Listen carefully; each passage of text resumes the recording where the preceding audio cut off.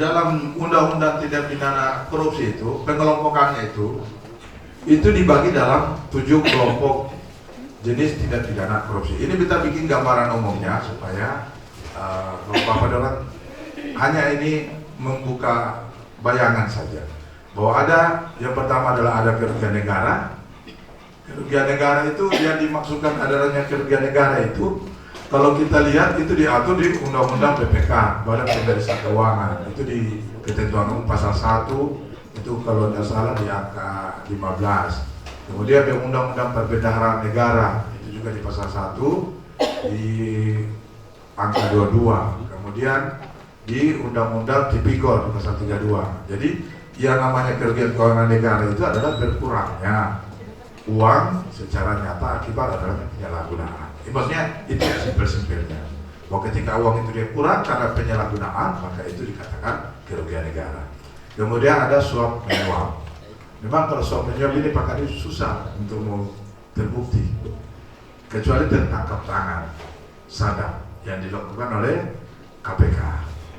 Tapi kalau di dunia tanpa kita sadap tidak bisa, karena orang yang menyuap dan disuap sama-sama dihukum. Itu. Makanya yang tadi juga ada campur tangan, buang tangan, jabat tangan itu ya di kategori suap. Kemudian ada penggelapan dalam jabatan. Kalau dulu kan penggelapan dalam jabatan sebelum adanya undang-undang korupsi, kita proses dengan penggelapan dalam jabatan. Sekarang kita sudah angkat dalam undang-undang tipikor. Kemudian ada pemerasan. Pemerasan yang zaman dulu tadi yang roti 12 sampai di kapal sekolah sisa 4. Nah kapal sekolah mulai bingung.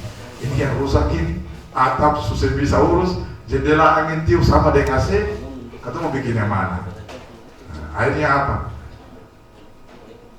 Cat kusing yang ada saja baru foto.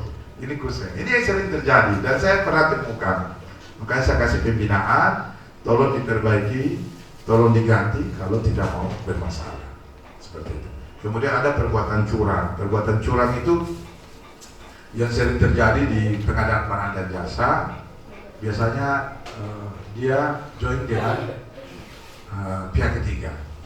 Jadi waktu menyusun APS kalau di pengadaan barang dan jasa, dia langsung join dengan minta estimasi harga dari masing-masing pemilik perusahaan. Kemudian kadang-kadang perusahaan ini kan nakal telepon sudah nanti Bapak dong fee diskon saja. Yang penting Bapak dong ambil ikat, itu namanya perbuatan curang.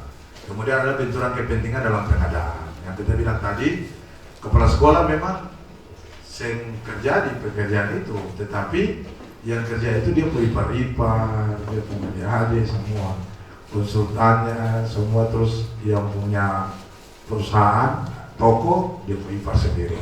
Jadi ada seperti satu macam monopoli. Monopoli kalau saya beli di dia, saya nanti saya dapat paket itu.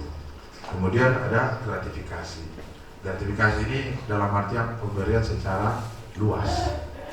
Nah, di Undang-Undang KPK itu mengatur tentang gratifikasi yang dibolehkan bisa. Yang penting setelah menerima hadiah yang ada hubungan dengan pekerjaan, kita melaporkan ke KPK paling lama 30 hari.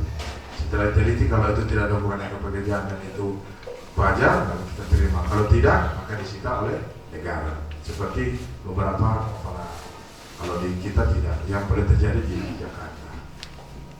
Ada beberapa pasal, tidak usah saya uraikan, tetapi yang sering menjadi atensi dan sering terkena pidana teman-teman dari penyelenggara ini ada yang biasanya di pasal 2 dan pasal 3. Pasal 2 itu setiap orang yang dengan sengaja melawan hukum, merugikan kerugian keuangan negara. Sedangkan pasal 3 itu adalah penyalahgunaan jabatan yang merugikan negara.